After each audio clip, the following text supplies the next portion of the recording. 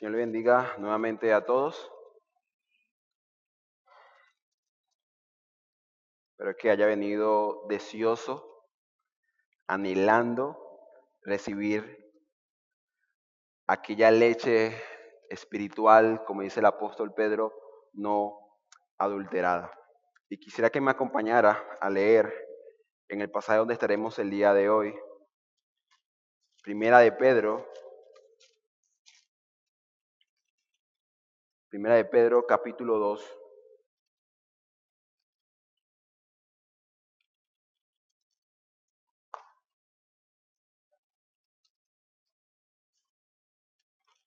Primera de Pedro capítulo 2. Vamos a estar en los versículos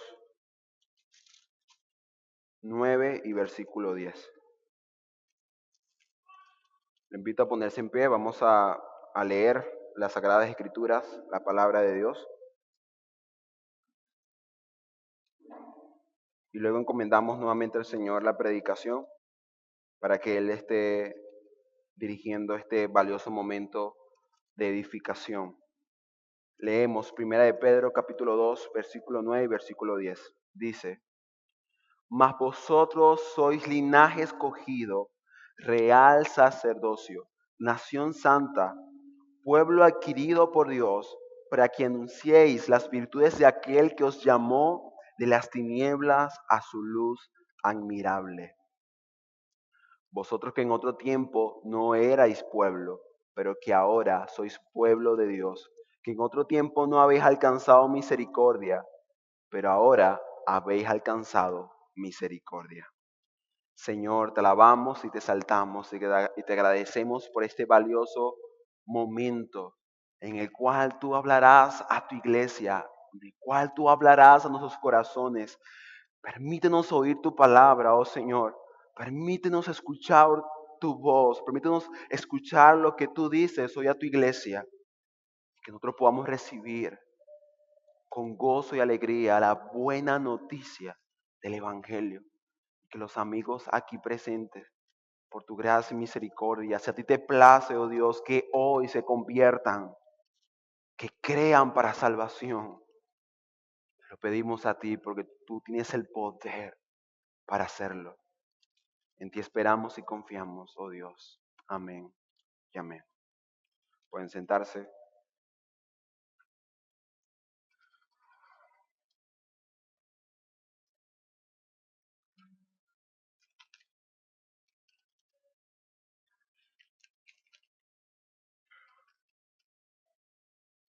Quisiera comenzar meditando en una palabra que creo que todos conocemos, una palabra que es familiar para nosotros.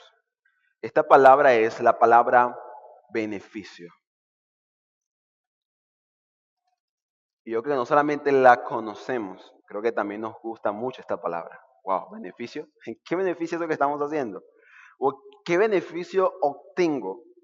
Y cuando vamos a la palabra beneficio, hallamos un significado que explica la razón por la cual es una palabra tan atractiva.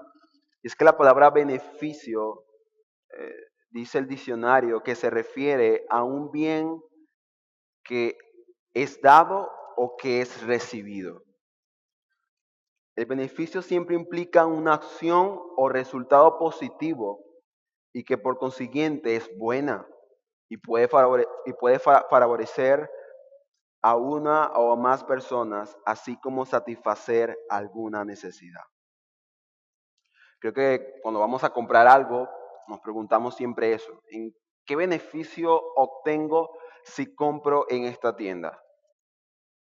¿Qué beneficio obtengo si compro en estos chinos, si no compro en los chinos de la otra esquina? O sea, siempre estamos pensando eso, los beneficios. Bueno, aquí quizás me ahorro un poco más, o aquí el beneficio sería la calidad de lo que estoy comprando.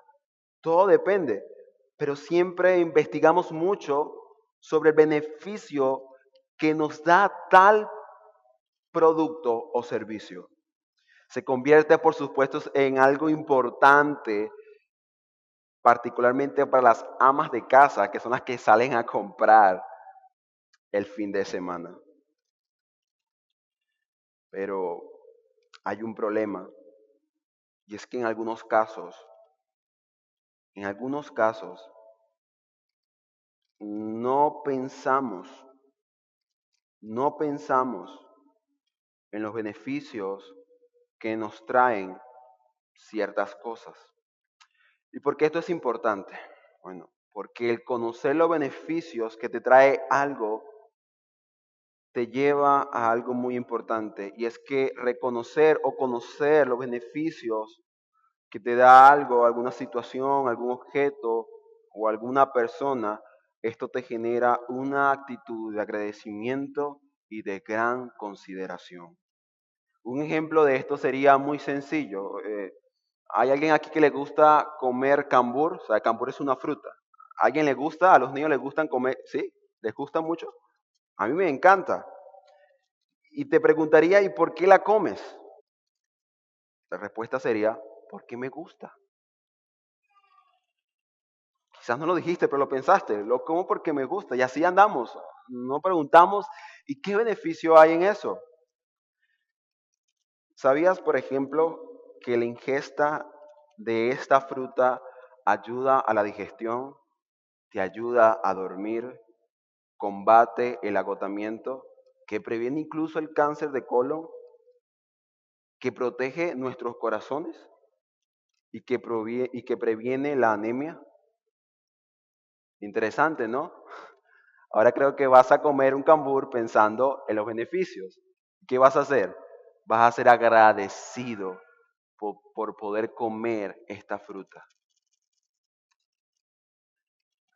Es un ejemplo interesante, pero creo que nos ayuda a ver lo importante de considerar los beneficios de las cosas que recibimos por pura gracia.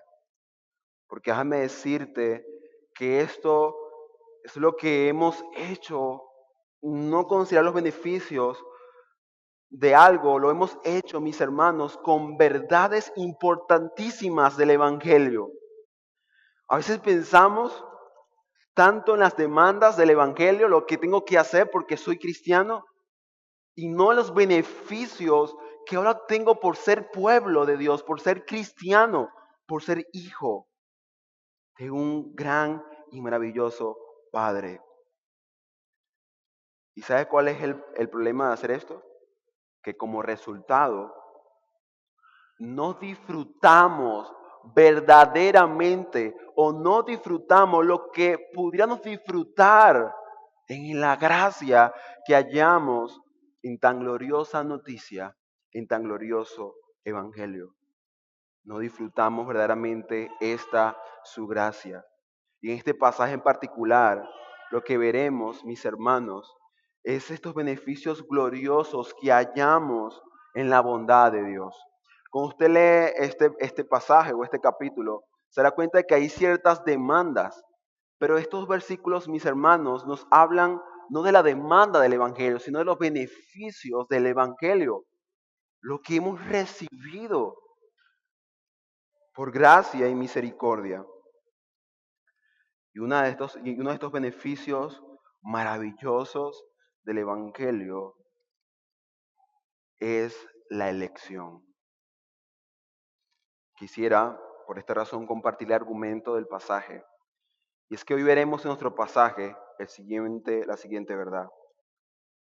La iglesia es el linaje escogido de Dios para su gloria, por su misericordia. Repito, la iglesia es el linaje escogido de Dios para su gloria, por su misericordia. Pretendo defender este argumento a la luz de dos divisiones. Versículo 9, primera división, escogidos para ser un pueblo de reyes sacerdotes. Escogidos para ser un pueblo de reyes sacerdotes. Y segunda división, versículo 10, escogidos por sola misericordia. Repito, escogidos por sola misericordia. Y el título de este sermón es Un linaje escogido. Un linaje escogido. Cuando pensamos un poco en esta carta, hay unos datos interesantes a considerar. Y es que el escritor de esta carta, como lo lleva el libro en sí mismo, es Pedro. ¿Recuerdan quién es Pedro? Sí, sé que recuerdan quién es Pedro. Y quizás sea por cosas muy malas, como haber traicionado a Jesús. Pero hermano, este hombre que traicionó a Jesús, que negó a Jesús 3 veces, es el mismo hombre que se levanta en hechos para predicar y anunciar el Evangelio. Ese hombre hipócrita que cuando llegaron los judíos comenzó a apartarse de los gentiles, también es el mismo hombre que se preocupa por los gentiles. Y por esta razón escribe cartas como estas. El autor de esta carta es el apóstol Pablo, el apóstol Pedro, perdón. Y cuando leemos el versículo 1, hallamos un detalle muy interesante, es que les llama a los expatriados de la dispersión. Y quizás esta expresión nos hace pensar quizás en el exilio del pueblo israelita en el Antiguo Testamento. Y por esa razón muchos piensan que esta carta fue escrita a judíos. Pero si te pones a meditar y a examinar mucho el pasaje o la carta en general, te darás cuenta que no es así. Escribe es a cristianos gentiles que estaban siendo perseguidos en sus naciones, en sus países. Ellos se llaman expatriados, no porque no estuvieran en su tierra, humanamente hablando, sino porque Pablo los considera a ellos como peregrinos y extranjeros. Hombres que están acá pero no pertenecen a este mundo y por lo tanto son rechazados por el mundo. Fueron las enseñanzas de Jesús mismo cuando estuvo acá con nosotros.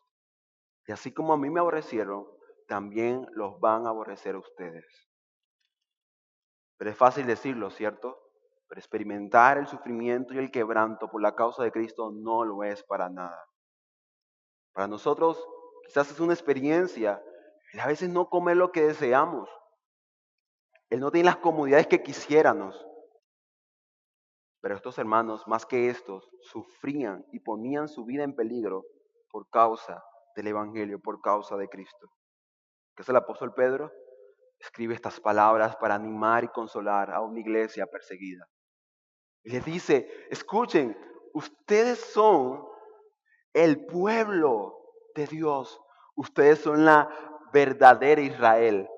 Y lo maravilloso de esta carta es que aunque escriba gentiles, el apóstol Pedro cita pasajes del Antiguo Testamento para decir que estos se cumplían últimamente, al final, en esta comunidad que se llama iglesia.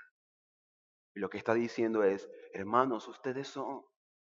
Los alienta con las verdades del Evangelio y les habla de la gracia de la cual ellos eran parte. Y la forma como comienza estos versículos que tenemos acá es con una expresión que genera contraste. Versículo 9. Mas vosotros sois linaje escogido. Y nuestra primera parte, versículo 9, comienza con esta expresión. Mas vosotros sois linaje escogido. Obviamente ese más es una palabra que genera contraste y habría que leer el versículo anterior para entender qué quiere decir el apóstol Pedro. Cuando leemos el versículo 8, leemos estas palabras. Y piedra de tropiezo y roca que hace caer. Porque tropiezan en la palabra, siendo que desobedientes, a lo cual fueron también destinados. En los versículos anteriores, el apóstol Pedro ha dicho que hay una piedra angular que es Cristo y que ellos son piedras vivas que están unidas a esta roca principal. El apóstol Pedro habla en estos versículos del beneficio, de la gracia de ser uno con Cristo, de ser un edificio con Cristo y de ser sacerdotes y de edificar y trabajar en la casa espiritual. Pero no solamente habla de aquellos que son parte y que disfrutan de estos beneficios, también habla de aquellos que no lo son. Versículo 8 lo que está hablando es de aquellos que por cuanto no edifican su vida sobre Cristo la roca, se van a tropezar y se van a golpear constantemente. ¿Y sabes qué dice el apóstol Pedro? Dice que estos fueron también destinados. O sea, el apóstol Pedro dice, ellos fueron destinados para ello, para golpearse contra la roca. Y sabes muy bien que si no estás sobre la roca, serás aplastado por la roca. Está hablando evidentemente, hermano, de la condenación que estos hombres experimentan. Pero mira el versículo 9 y es hermoso. Ellos están condenados, pero ustedes, mis hermanos, son el linaje escogido de Dios. Sí, se perderán, muchos se perderán porque no aceptan, no creen en Cristo la roca, pero ustedes son de aquellos que han sido escogidos o apartados por Dios. Hermanos, la elección es un beneficio de la gracia increíble, maravilloso. Piensa en los beneficios que veremos en estos pasajes y todos nacen, se derivan de este principal, el hecho de que fuimos escogidos por Dios. Cualquier beneficio, adopción, santificación, glorificación, no puedes experimentarlo si no has sido escogido por Dios. Como alguien decía, todos descendíamos al Seol, pero el Señor algunos los tomó, los escogió para que no fueran y no experimentaran lo que ellos por naturaleza merecían experimentar. Pero la forma como lo expresa es particularmente interesante. Dice, linaje escogido. Esta palabra linaje nos habla de un pueblo, nos habla de una pequeña nación. Pero además, en su significado original, tiene esta expresión y es maravillosa, es fuente. En el original griego, esa palabra linaje significa fuente. ¿Sabes qué quiere decir esta expresión entonces? Que nosotros somos escogidos, pero además engendrados en Él. Está diciendo que nosotros, además de escogidos, somos nacidos en Él, o sea, en Dios. Lo que está diciendo mi hermano y hermana es que tú y yo, si somos iglesia, somos cristianos, es porque hemos sido engendrados, no hace unos años atrás, sino desde la eternidad pasada, en la mente de Dios, en el plan redentor de Dios, Él nos engendró como hijos suyos. ¿Tú puedes entender eso, mi hermano? Aún antes de la creación del mundo, ya Dios te tenía en su mente. Antes de que Adán desobedeciera y pecara en el huerto y rechazara los beneficios gloriosos que le había dado, Él había pensado en ti y en mí para apartarnos y hacernos nosotros un pueblo en medio de muchos pueblos. La verdad de la elección en la Biblia es claramente presente y evidente. Quisiera citar algunos pasajes rápidamente para que nos demos cuenta de esto. Por ejemplo, el Evangelio de Juan 15:16 dice estas palabras: no me elegiste vosotros a mí, sino que yo os elegí a vosotros. Esto lo dice Jesús.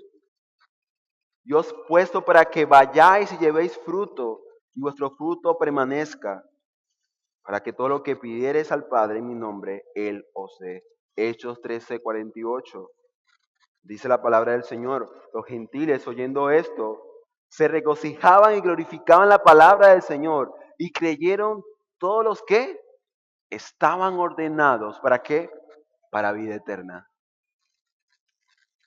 Antes que ellos creyeran, ya Dios lo había ordenado, lo había planificado. Romanos 9:13, como está escrito, a Jacob amé, mas a Esaú aborrecí. Efesios 1, del 3 al 4. Bendito sea el Dios y Padre de nuestro Señor Jesucristo. Pablo lo dice con un gozo en su corazón. Y dice que es que nos bendijo con toda bendición espiritual en lugares celestiales con Cristo. En Cristo. Y dice, versículo 4, según nos escogió en Él antes de la fundación del mundo, para que fuésemos santos y sin mancha delante de Él. Y así podemos tener muchos más versículos, hermanos, donde la verdad de la elección es evidente y presente. Y aunque esta verdad es gloriosa, también es humillante, porque si el Señor me escogió a mí, incluso antes de que yo naciera o yo pudiera hacer algo o no hacer nada, X, no había hecho yo nada y ya Dios me escogió a mí, quiere decir entonces que no se trata de lo que yo haga o pueda hacer, no se trata de que yo tuve fe, se trató, es que antes de que yo creyera, ya Dios me había escogido para que yo creyera. Y si es así entonces, ¿dónde está la gloria humana? ¿De qué nos gloriaremos? En nada, mis hermanos.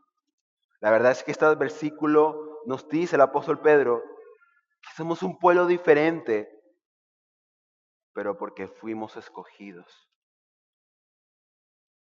Somos un pueblo diferente porque Dios nos apartó para Él mismo. De esta elección se derivan todas las demás bondades de Dios y son las que el pasaje que estamos leyendo contiene. Luego ha dicho que somos un engendro de Dios, somos nacidos de Dios y escogidos por Dios, predestinados por Dios. Dice además que somos un real sacerdocio. Creo que entienda de que somos real sacerdocio, nación santa, pueblo adquirido por Dios, porque fuimos escogidos. Es por eso,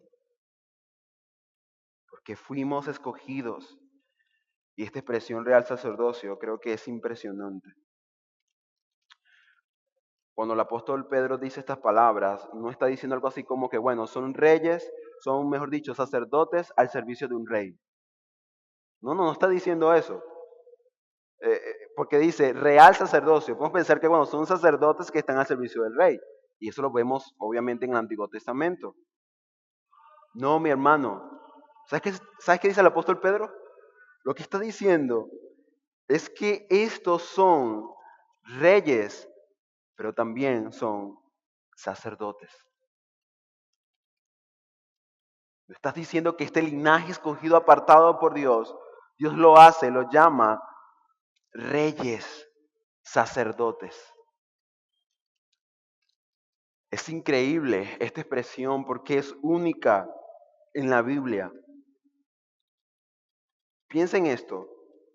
¿Quién era un sacerdote? Un sacerdote era alguien apartado, como decía nuestro hermano Gilbert en la meditación, de la tribu de Leví. ¿Para qué? Para que sirviera en la presencia de Dios, en el tabernáculo, luego en el templo. Habían sido apartados para este servicio especial. Pero ¿cuántos de esos sacerdotes fueron reyes? Ninguno. No hay ningún sacerdote rey. Sin embargo, nosotros sí somos llamados sacerdotes reyes. Y quizás usted puede decir, ¿cómo es esto es posible? O sea, ¿hay alguna referencia en la Biblia acerca de esto? Sí la hay. Hebreos capítulo 5, versículo 1, versículo 10. Dice, porque todo sumo sacerdote tomado entre los hombres es constituido a favor de los hombres, en lo que a Dios se refiere, para que presente ofrendas y sacrificios por los pecados. Y dice más adelante, y nadie toma para sí esta honra, sino el que es llamado por Dios, como lo fue Aarón. Así tampoco Cristo se glorificó a sí mismo haciéndose sumo sacerdote, sino que le dijo, tú eres mi hijo, yo te he engendrado hoy. Y interesante esa palabra, engendrado, porque es lo que leíamos hace un momento acerca del linaje. Yo te he engendrado hoy, dice, como también te dice en otro lugar, tú eres sacerdote para siempre, según el orden de Melquisedec. Y Cristo en los días de su carne, ofreciendo ruegos y súplicas con gran clamor y lágrimas, al que le podía librar de la muerte, fue oído a causa de su temor reverente, y aunque era hijo, por lo que padeció, aprendió la obediencia, y habiendo sido perfeccionado, vino a ser autor de eterna salvación para todos los que le obedecen. Y dice, y fue declarado por Dios sumo sacerdote según el orden de Melquisedec. ¿Sabe quién es Melquisedec? El autor de esta carta, de Hebreos, lo dice, es el rey de Salem, es el rey de Jerusalén. Este rey sacerdote, según Dios mismo dice, que es una proyección del verdadero rey sacerdote que es Cristo Jesús. Hermano, este pasaje dice que Él fue el sacerdote, Él fue el sacrificio, pero también es rey y Señor. Muchos hablamos de un hombre que ha muerto, que fue crucificado, pero muy pocos hablan de un rey que gobierna con autoridad y poder. Muy pocos hablan de que aquel que reina y está sentado en el trono tiene agujeros en sus manos. Muy pocos hablan y predican a un Salvador, gobernador. Y lo maravilloso de todo esto es que sí es posible que seamos reyes sacerdotes porque nuestro Señor y Salvador lo es. Si somos uno con Cristo, si somos uno con Él, tanto en su muerte como en su resurrección, también lo somos en su oficio y posición. Hermano, un beneficio de la gracia del Señor es el gobernar juntamente con Él. Quizás esa idea de gobierno nos parece un poco ilógica, ¿no? Y impresionante. O sea, ¿quién soy yo? Gobierna, otros gobiernan. En Cristo el Señor gobernaremos porque Él es Rey. Él gobernará, Él establecerá su reino y nosotros, seres insignificantes que no merecemos nada, tendremos el privilegio de gobernar junto con Él. Pero no hay que perder de vista, hermano, que dice que somos reyes sacerdotes. Los sacerdotes tenían un rol muy importante y era ser intercesores, mediadores entre el pueblo y Dios.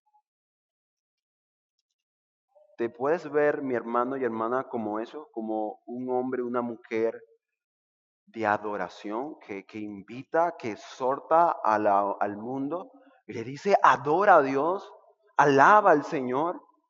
Nuestras vidas realmente se han visto involucradas en la adoración al Señor como para instar a otros a adorarle, a exaltarle. Verdaderamente gobernamos santamente las cosas que Dios ha colocado en nuestras manos. Hermano, recuerda las palabras.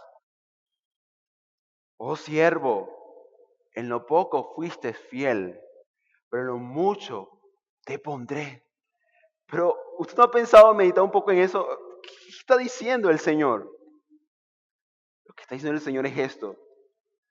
Que aunque no fuiste tan fiel o perfectamente fiel en las cosas en las cuales yo te coloqué para gobernar, descansa, tranquilo, porque yo ahora te entrego cosas mayores para que sigas gobernando.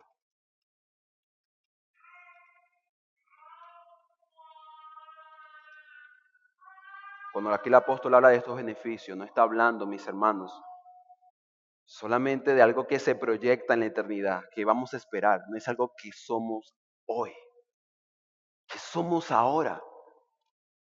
Hermanos, puedes entender esta verdad de que es hoy, que somos el pueblo de Dios, el pueblo apartado por Dios, que hoy somos gobernantes sacerdotes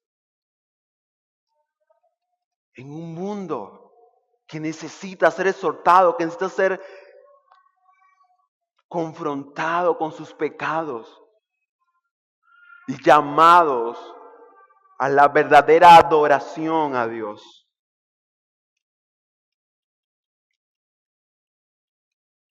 Hermanos, somos la nación santa. Otro beneficio más. Por cuanto fuimos escogidos, fuimos santificados. Fuimos apartados. ¿Sabes qué es lo más terrible de todo?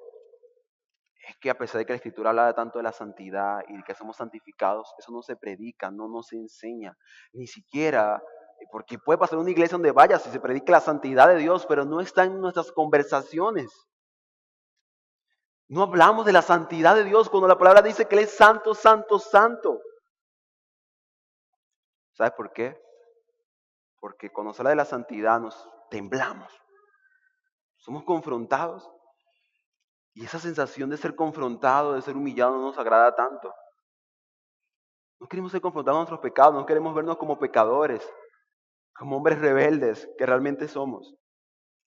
Sin embargo, mi hermano, la santidad, según lo que dice el apóstol Pedro, no es una obligación, es un beneficio. ¿Lo habías pensado de esa manera? ¿Sabes por qué es un beneficio? Porque cuando la palabra dice que somos santificados, cuando dice la palabra que somos apartados, hermano, no es como que yo fuera un hombre que tiene muchos bienes, muchos ganados y dice, hey, apártame ese cordero hacia allá, lo metes en otro corral. No. ¿Sabes qué hace el Señor? El Señor dice, hey, aquel lo escogí. ¿Y sabes qué hace el Señor? Lo trae hacia Él.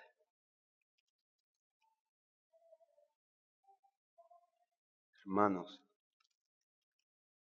el hecho de que hayamos sido santificados, lo que significa es que fuimos apartados, sacados del mundo. ¿Sabes para qué? Para que hoy tengamos una relación íntima, personal con Dios. Lo increíble de todo esto es que el Señor nos aparte, es para sí, pero es para que nosotros tengamos una relación íntima, personal, cercana a Dios. La pregunta sería, ¿ese tipo de relación somos la que es la que estamos experimentando mis hermanos como cristianos, como iglesia del Señor? Hermano, ¿cómo está tu vida de oración? Como diría un gran predicador, hace años tenía un sermón, yo le escuché una oportunidad y me confrontó mucho. Y le hacía esta pregunta, hermano, ¿oras? Hermano, ¿estás orando?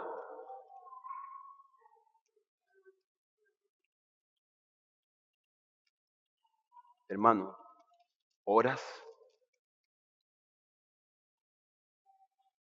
Como se nos decía ayer, si quizás algo tiene el Señor de qué quejarse de su iglesia, es de esto, de que su esposa, su novia, no habla mucho con él.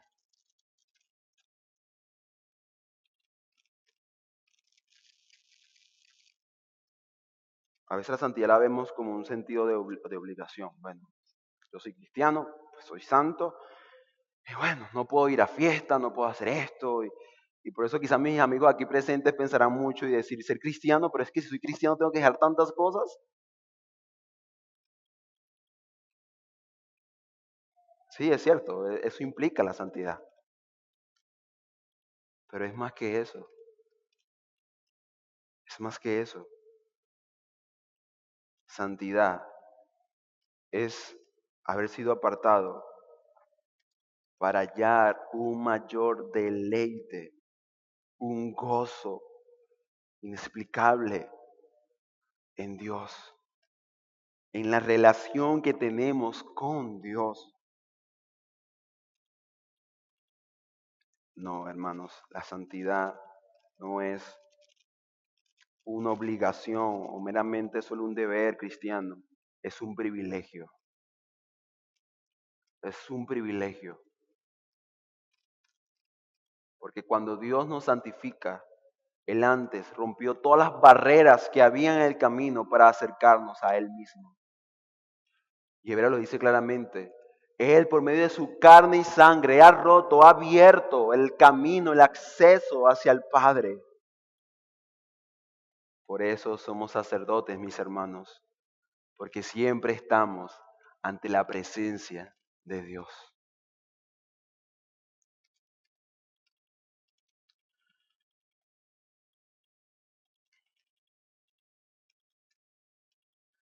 Pero además de esto, mira el propósito y el fin, que también es otro beneficio de haber sido escogido el linaje del Señor. Y es que somos adquiridos por Dios. Somos un pueblo tomado por Dios. Somos su posesión. Le pertenecemos a Él. Y si recuerdan, durante la liturgia del día de hoy se leyó un pasaje en Éxodo. ¿Y qué le dice Dios a su pueblo? Que ellos son ¿qué? Su tesoro. Que ellos son ¿qué? Su posesión. Él los tomó. Les pertenece. Y mi hermano, es una verdad que hoy nosotros experimentamos. Y cuando el apóstol Pedro está diciendo esto a los hermanos, él está pensando en estos pasajes del Antiguo Testamento y ve esto en la iglesia. Hermano, ¿tú sabes qué es, qué es el hecho de que tú y yo seamos una posesión, como dice, un hermoso, un valioso tesoro en las manos de Dios? Yo no sé tú, mi hermano o hermana, pero no hay un mejor dueño. No lo hay. Amigo, amiga, sin darte cuenta, eres esclavo. Eres una esclava. Tienes un amo y un señor y es tu pecado. No fuimos creados para ser libres, sino siempre fuimos creados con el propósito de estar siempre bajo un señorío, bajo un gobierno.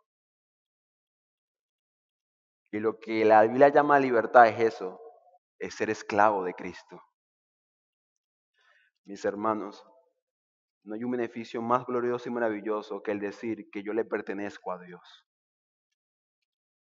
Que yo, lo que soy, todo lo que soy, a Dios le pertenece. ¿Sabes por qué? Porque la palabra dice que todo lo que esté en su mano, nadie, no hay cosa alguna que lo quite de ella. Pero otro beneficio, la bendición de estas bondades de Dios, de haber sido escogidos, es el hecho de ser anunciantes de las virtudes de aquel que nos llamó de las tinieblas a su luz admirable. Cuando pensamos en esto, hermanos, lo que estamos hablando es que nosotros, puesto que somos escogidos de Dios, apartados por Dios, santificados por Dios, ahora tenemos un llamado y un propósito. Que si uno puede pensar, pero si yo soy escogido de Dios, apartado por Dios, ¿por qué no estoy con Dios en este momento? ¿Por qué no me lleva? ¿Por qué estamos en este mundo? Si hay tanta enfermedad, tanta aflicción, tantos problemas, estamos aquí para ser anunciantes de las virtudes de aquel que nos llamó. Estamos aquí para predicar y anunciar el Evangelio. Estamos aquí para que luego de haber pasado tiempo con Dios, con Jesús, resplandezcamos a un mundo lleno de tinieblas. Nosotros, mis hermanos y hermanas, somos embajadores del reino de Cristo.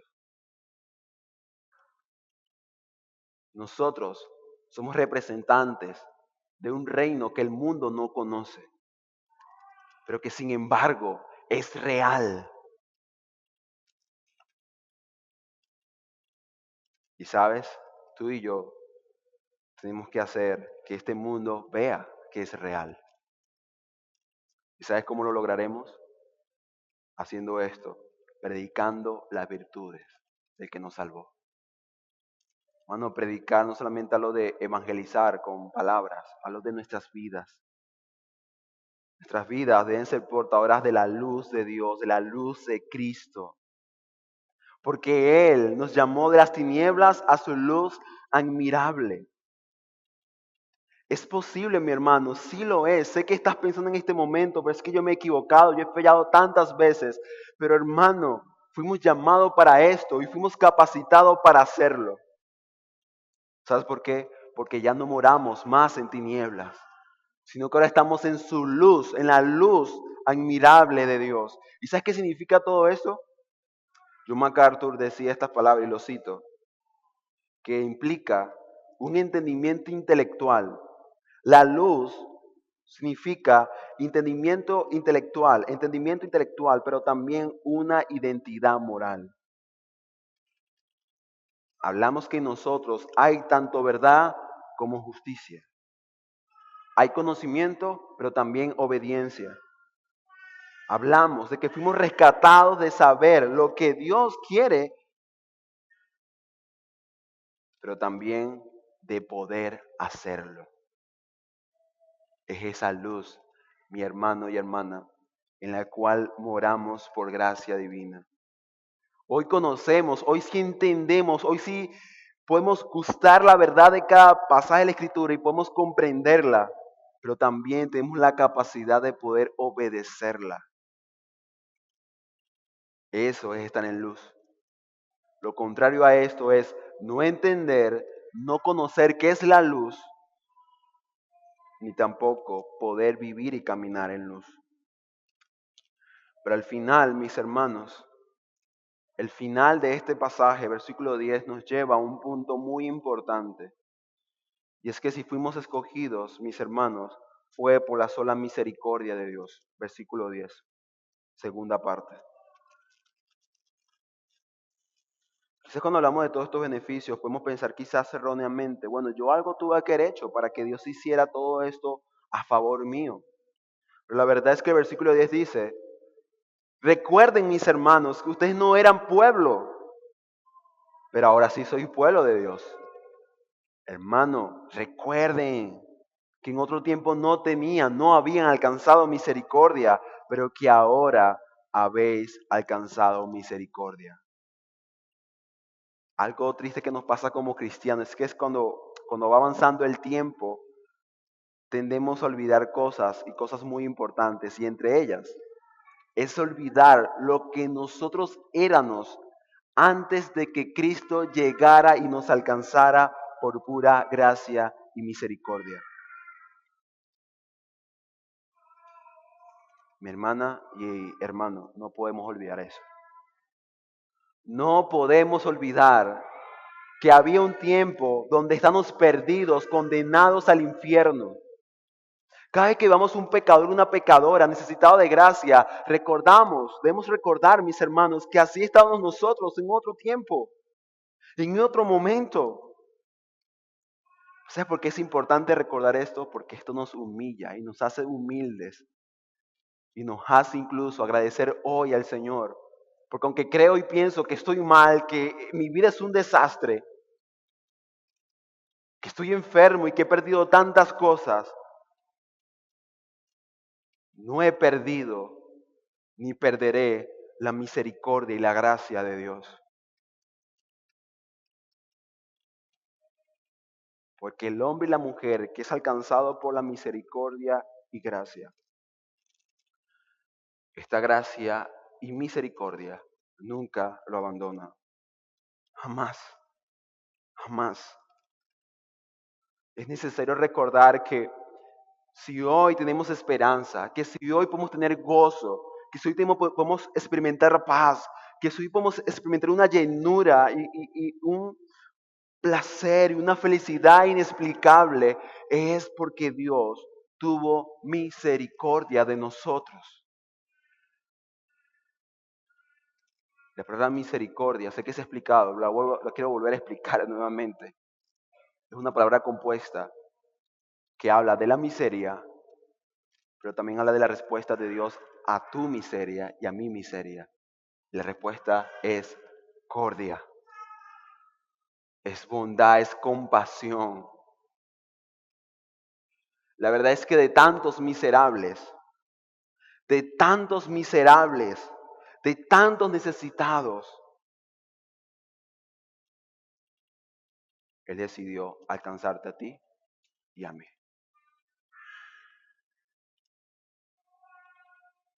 Y si queremos comprender por qué Él ha hecho esto, no busquemos en ti y en mí, no busquemos porque, oye, voy a ver, algo tuve que haber hecho, algo hice también, que en la omnisciencia de Dios Él me vio desde la eternidad pasada y me dijo, wow, este es. Sí, Él. Algunos creen o piensan erróneamente que Dios nos escogió fue porque Él sabía que ya nos a creer en Él. No, los muertos no creen. Los muertos están muertos. Y bien muertos, por cierto, en delitos y en pecados. No, solamente fuimos escogidos por sola misericordia, por la sola bondad y gracia del Señor. Te pregunto, mi hermano, si esto es cierto, si esto es verdad, esto no deberíamos a nosotros experimentar en nuestro ser, en nuestro corazón, un mar de alabanza y de agradecimiento al Señor.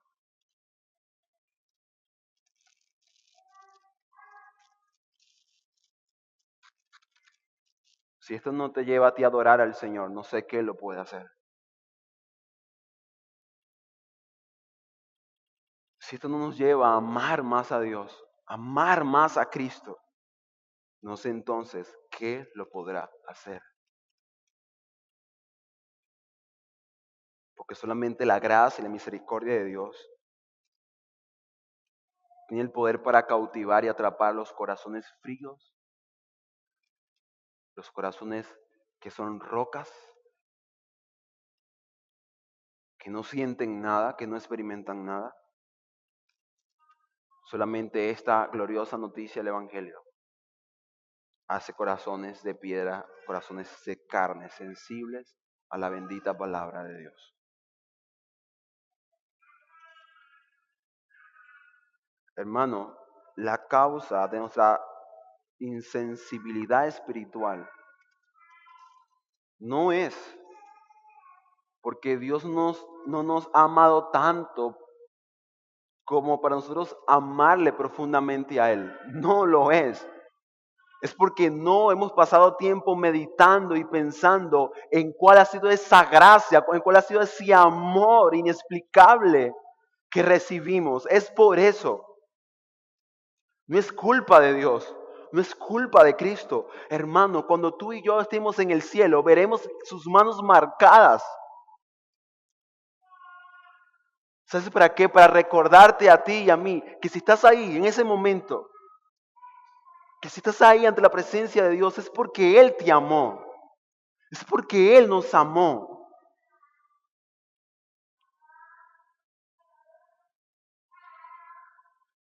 Necesitamos pasar más tiempo pensando en cosas importantes.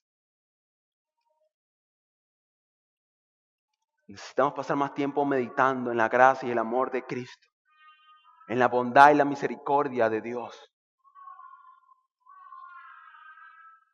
Porque nuestro principal problema no es el tiempo, no son mis debilidades. Mi principal problema es que no amo tanto a Dios como debería amarlo.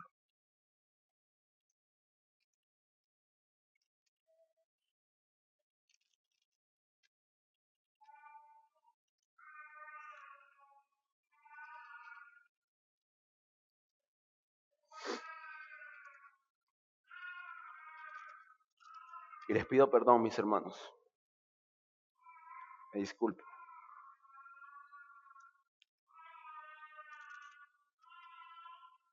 Pero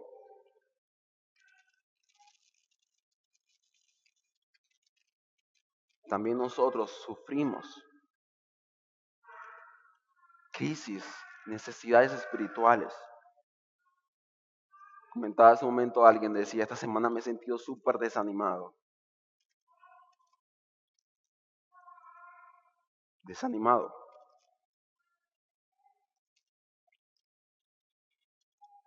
Pero hermano, ¿sabes qué nos permite seguir adelante? Y nos permite hacer lo que Él nos manda hacer, a pesar de que estemos destrozados o acabados. Lo que nos permite avanzar y caminar hacia adelante es el amor y la gracia del Señor. Es saber que aunque he pecado mucho y he fallado tanto, todavía puedo acercarme al Señor porque Él me va a perdonar. Porque Él me perdonará y me restaurará con gracia. Porque a pesar de mis debilidades y fracasos, Él me sigue amando. Leí una frase y decía, muchos que creen en la bondad y la misericordia de Dios hasta que uno de sus líderes la necesita. No, nosotros también somos mortales, pecadores. Necesitan también que oren por sus líderes, por los que predican la palabra, no solamente aquí, en cada iglesia, hermano. Muchos se están abandonando, muchos se están yendo. Y quizás a veces porque la iglesia ha orado muy poco por ellos.